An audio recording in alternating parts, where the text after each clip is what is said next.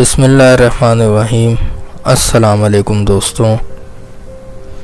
روایت میں آتا ہے کہ حضور اکرم صلی اللہ علیہ وآلہ وسلم کے وصال مبارک کے تقریباً 10 دن کے بعد ایک اعرابی بیابان سے چل کر مسجد نبوی کے دروازے پر آیا۔ اس نے اپنا چہرہ نقاب سے چھپا رکھا تھا۔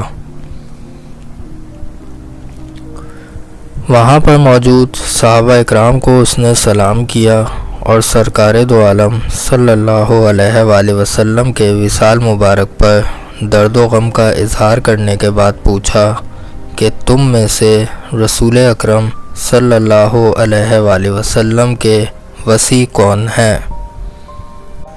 حضرت ابو بکر صدیق رضی اللہ تعالیٰ عنہ نے حضرت علی کی طرف اشارہ کیا۔ ان دنوں حضرت علی رضی اللہ تعالیٰ عنہ بالکل جوان تھے، چنانچہ وہ حضرت علی کی طرف متوجہ ہوا اور انہیں بطور خاص سلامی دی۔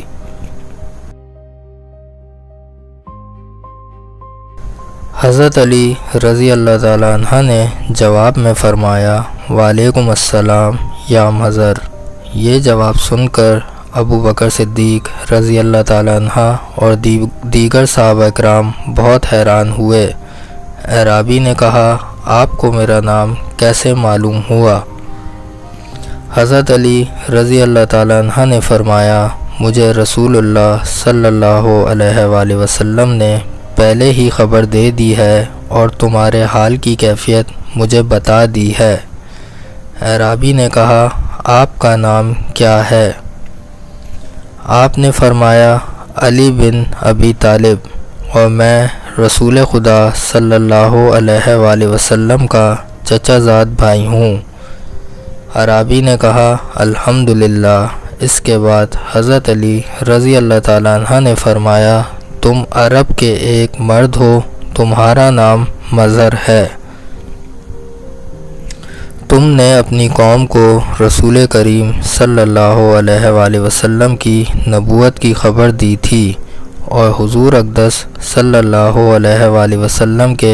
اوصاف جمیلہ میں تم نے قوم کو یہ کہا کہ تہامہ میں ایک آدمی کھڑا ہوگا جس کے رخسار چاند سے زیادہ منور اور گفتگو شہد سے زیادہ میٹھی ہوگی۔ جو شخص اس کی پیروی کرے گا نجات حاصل کر لے گا۔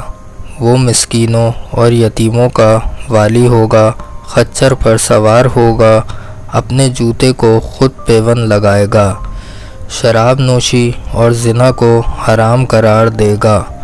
ناحق قتل اور سود سے منع کرے گا، خاتم الانبیاء ہوگا اور اس کی نبوت کا صدقہ صبح قیامت تک چلتا رہے گا۔ وہ نماز پنجگانہ کی ادائیگی کرے گا، رمضان المبارک کے روزے رکھے گا اور حج بیت اللہ کرے گا۔ اے لوگو، اس پر ایمان لے آؤ اور اس کی تصدیق کرو۔ جب تم نے اس امر کی طرف انہیں رہنمائی کی تو انہوں نے تیرے ساتھ ظلم و ستم کا سلوک کیا اور تجھے قید میں ڈال دیا۔ پھر جب حضور نبی آخری الزمان علیہ السلام کا وصال ہو گیا اور تیری قوم کو سیلاب سے ہلاک کر دیا گیا اور تجھے قید خانے سے خلاصی حاصل ہوئی، پھر اس کے بعد تیرے کانوں میں غیب سے یہ آواز پہنچائی گئی کہ اے مظہر، اس نبی آخری الزمان خاتم الپیغمبران محمد صلی اللہ علیہ وآلہ وسلم کا وصال ہو گیا، اور تو ان کے صحابہ اکرام میں سے ہے۔ مدینہ منورہ کی طرف جا اور ان کے روضہ انور کی زیارت کا شرف حاصل کر۔ تو پھر تو منازل طے کرتا ہوا اب یہاں آن پہنچا ہے۔ جب اعرابی نے یہ ساری باتیں سنی تو اس کی آنکھوں سے اشکوں کا سیلاب چھلک اٹھا اور کہنے لگا، اے علی، آپ کو اس واقعے کی خبر کیسے ہوئی؟ حضرت علی رضی اللہ تعالیٰ عنہ نے فرمایا کہ مجھے حضور نبی کریم صلی اللہ علیہ وآلہ وسلم نے اس کی خبر دی اور فرمایا تھا کہ میرے وصال کے بعد مظہر میری قبر پر آئے گا، تم جب اس سے ملو تو میرا سلام اسے پہنچا دینا۔ مظہر نے جب حضور اکرم صلی اللہ علیہ وآلہ وسلم کے سلام کی خوشخبری سنی تو خوشی سے آگے بڑھ کر حضرت علی رضی اللہ تعالیٰ عنہ کے سر مبارک کو بوسہ دیا۔ اس کے بعد اس نے کہا کہ مجھے آپ سے کچھ سوالات کرنے ہیں، کرم ہوگا اگر آپ ان کے جوابات عنایت فرما دیں۔ حضرت علی رضی اللہ تعالیٰ عنہ نے فرمایا کہ تم جو چاہو سوال کرو، تمہیں اس کی اجازت ہے۔ مظہر نے کہا، اے علی، وہ کون سا نر ہے جس کا نہ باپ ہے نہ ماں؟ وہ کون سی مادہ ہے جو بغیر ماں باپ کے پیدا ہوئی؟ ایسا رسول جو نہ جنس سے ہو، نہ انسان سے، نہ فرشتوں سے، نیز چوپایوں اور درندوں سے بھی نہ ہو۔ ایسی قبر جس نے قبر والے کو اپنے ساتھ سیر کرائی ہو، ایسا حیوان جس نے اپنے ساتھیوں کو ڈرایا ہو، ایسا جسم جس نے ایک بار کھایا پھر کبھی نہ کھایا، زمین کا ایسا حصہ جہاں ایک مرتبہ سورج چمکا اور پھر آج تک نہیں چمکا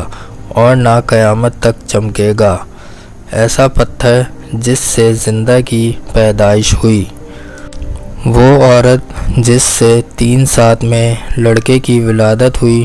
2 ساکن جو حرکت نہیں کرتے، 2 متحرک جو ساکن نہیں ہوتے،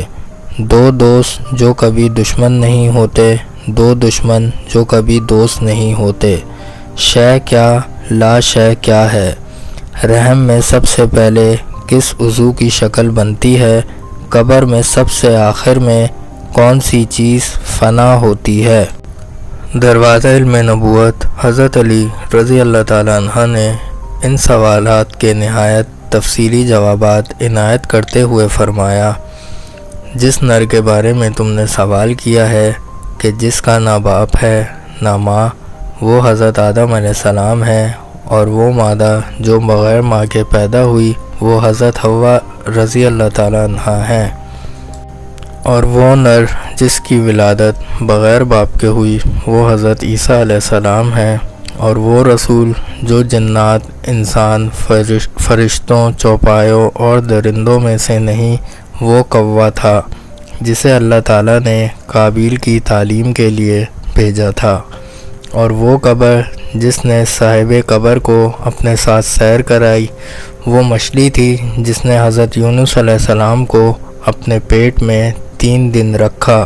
اور سمندر کے اطراف و جوابت میں پھرتی رہی،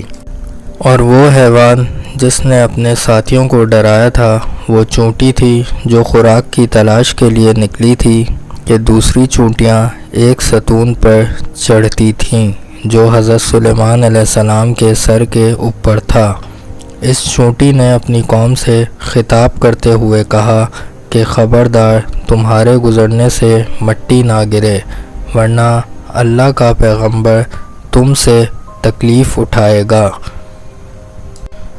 اور وہ جسم جس نے ایک مرتبہ کھایا اور پھر قیامت تک نہ کھائے گا وہ حضرت موسیٰ علیہ السلام کا عصا مبارک تھا جس نے جادوگروں کے جادو کو ایک لقمے میں ختم کر ڈالا، اور وہ زمین کا ٹکڑا جہاں ایک مرتبہ سے زیادہ سورج نہیں چمکا وہ دریائے نیل تھا کہ اللہ تعالیٰ نے حضرت موسیٰ علیہ السلام کے لیے پھاڑا اور اس کی گہرائی کی زمین دکھائی دینے لگی، سورج اس پر چمکا اور زمین سے غبار بھی اٹھا، لیکن حضرت موسیٰ علیہ السلام اور ان کی قوم کی باسلامتی گزر جانے کے بعد پھر وہ مل گیا اور اپنی سابقہ حالت پر آ گیا، اور وہ پتھر جس سے حیوان کی ولادت ہوئی وہ پتھر تھا جس سے حضرت صالح علیہ السلام کی اونٹنی پیدا ہوئی،